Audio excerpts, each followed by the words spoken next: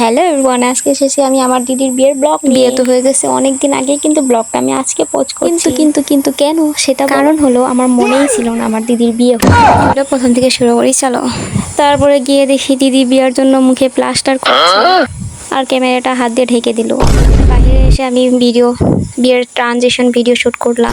এদিকে দিদির 100 কোটি বছর সিঙ্গেল থাকার পরে বিয়ে ঠিক হওয়ার দিদি আমার নাচানাচি শুরু করে দিয়েছে।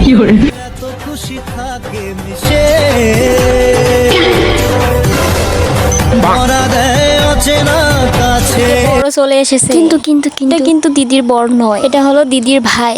দিদির ভাই বলতে দিদির জেঠুর ছেলে। দিদি হলো আমার পিসির দাদা। দিদির বিয়ের দুদিন আগে চকরি পলাই নিয়ে এসেছে, তো সেই মতে দুজনেরই বিয়ে একই দিনে। তো দাদার বিয়েটা ছিল দিনে কালী মণ্ডপে, আর কালী মণ্ডপটা দিদির বাড়ির সামনে। তো দিদিও বিয়ের শ্বাস সেজে নাচানাচি শুরু করে দিয়ে সব মিলে দুজনেরই বিয়ে আমরা খুব এনজয় করে নিলাম। এদিকে বড় মশাই খুবই খুশি, একসাথে দুটি বিয়ের ওদেরকে একটা রিলস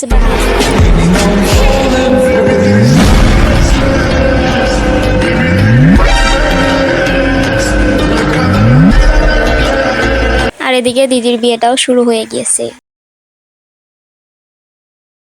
কিছু কিছু সুখে এত খুশি থাকে মিশে,